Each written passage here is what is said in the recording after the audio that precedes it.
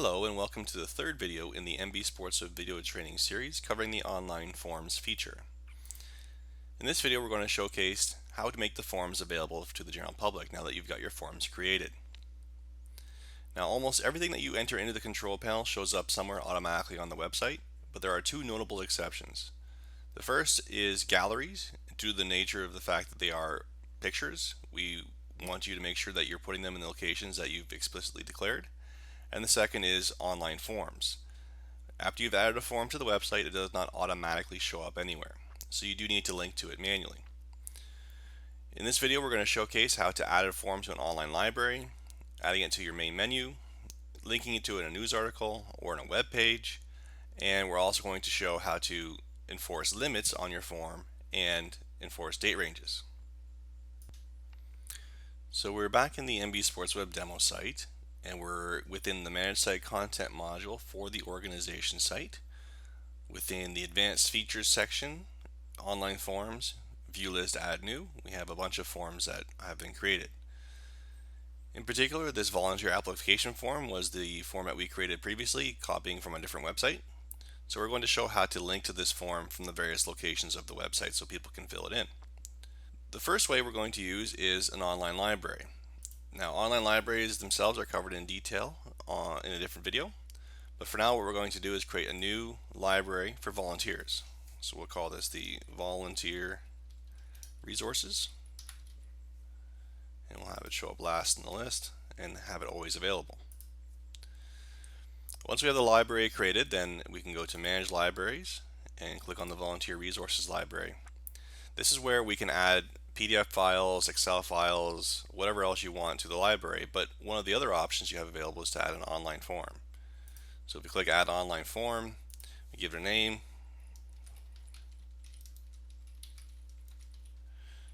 and whatever order you want to show up in the list of items that are in the library, and then we can choose the volunteer application form. Now you can also enter a description for each of the items in a library, including the online form, so that people understand what exactly they're going to be either downloading or filling in on the website. So we'll go ahead and insert that, and we now have our volunteer application form within our volunteer resources library. Now libraries show up automatically on the website, so if I were to visit the home page, we will have this volunteer resources library, and it's showing up because it was most recently updated. So somebody could click on the volunteer resources library, look at all the resources that are available, any other documents that you had included within this resources library, and click the Go to Form button to fill out the form. Now in addition, you can also link libraries to the menu, and that's covered in a different video. The next thing we'll show is how to link to a form from your main menu. So back in the control panel, we'll go to the site pages and click to add a page. Now, one of the page types that's available within the web page form is an online form. So if we scroll down, and in the section called links to other items, we have online form. Now this option will only appear if there are online forms available to link to. So you do need to create your form first before linking to it in your main menu. So if we choose that option, that will update the page with the list of forms that are available. So we can choose our volunteer application form, and the page title doesn't have to be the same thing. You can call it whatever you want. So we can call it volunteer app, and we can just now drag this page to show up wherever we want in our main menu. So we have a section called forms. If I hover over that and pause, it will expand it, and then I'll put it above the previous volunteer application form. Insert and close that. And if I go back to the website now and reload the home page, we should have a form section that flies out to the volunteer app, and a couple other forms that were here previously. So on the volunteer app, links directly to that form, and somebody can then go ahead and complete it. Now if we wanted to post a news article saying that the volunteer application form is now online, we can then go back to the control panel and have a look at basic features and then news articles. If we click Add Article,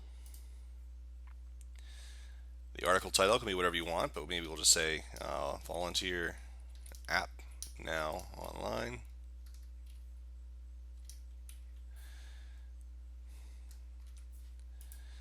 can say, please volunteer, click here to complete the form.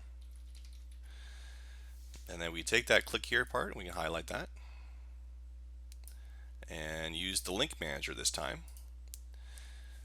And within the link manager, the organization links as the source shows a list of available links that are available for the organization. And within this section, it'll show the online libraries, and further down, photo galleries, and then online forms. So any online forms that are set up for the organization level are available here.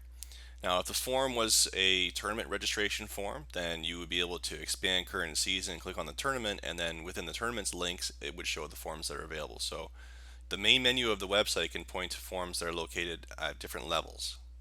But for now, we're going to go ahead and link to the volunteer application form. That's in the organization links area and insert. And that will change that click here part to have a link to the online form. So we'll go ahead and insert that. And we have a new news article on the home page with a direct link to the online form.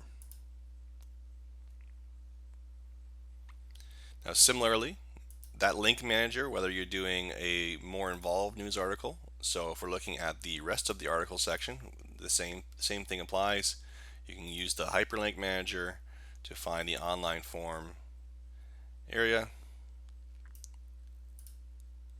insert that, and we have the link to the form in the rest of the article. And very similarly, if we were to look at manage page content and on the About Us page and maybe on the mission statement, having a link to the volunteer application form, again, it's the exact same way. Hyperlink manager, organization links in this case, scroll down to the online forms area, links to the volunteer application form there. So now if we visit the About Us section, mission statement, we have a link to the volunteer application form from there where people can fill it in.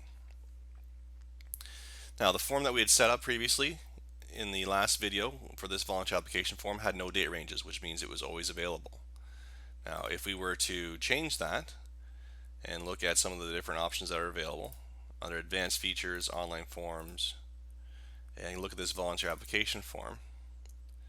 So if we take the enabled date range and make it available so that it's only available starting tomorrow at midnight, and update that, when somebody visits the website to fill out that form, a message will show up for them automatically saying the form is not available. This form does not open up until the exact date and time that is available. We include the time so that if you have a form that you want to close at a specific time, then you can certainly do that.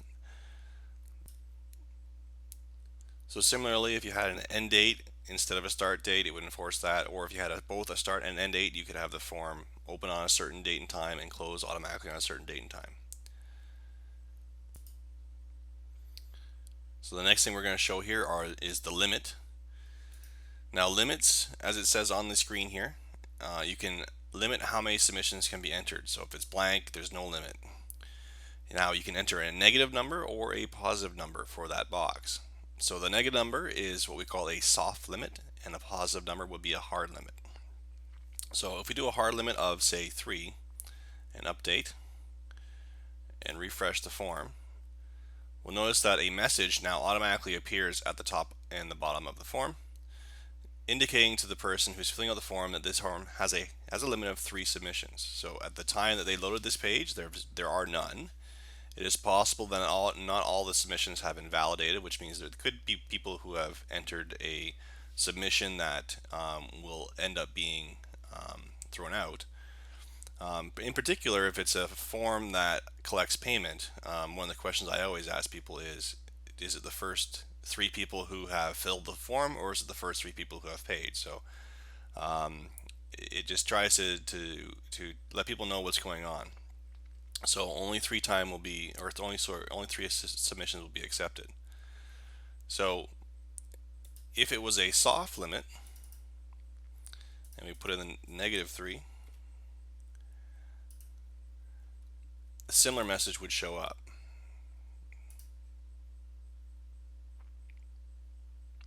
Now the difference is that when the limit has been reached, if we change this soft limit to -1, we'll go ahead and complete the form.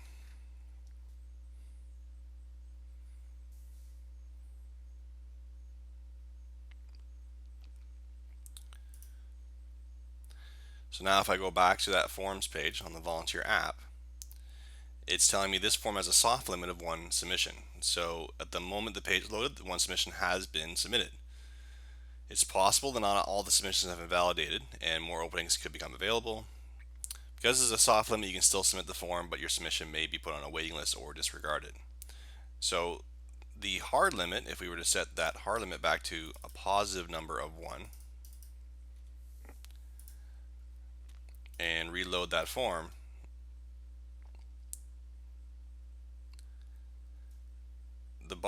the form still shows up so people can see what the form was, but the button now is saying that the limit has been reached and we cannot click it, so we cannot fill in that form. So using limits can be very effective if you're having people register for something that has a limited space available. So something like a clinic where there's maybe 25 spots available, you can have that limit set to negative 25, so you can get the first 25 people and waitlist the remaining. Now, in addition, when it comes to a form that has limits, if you have set up in the back end a person to receive notification emails for that form, as the form is approaching its limit within the last 5 submissions, it will automatically send an email to this person with a message saying that the limit is now being reached or getting close to being reached, as well as the submission itself. So that notification email address would be used for 2 purposes in that case if you have limits.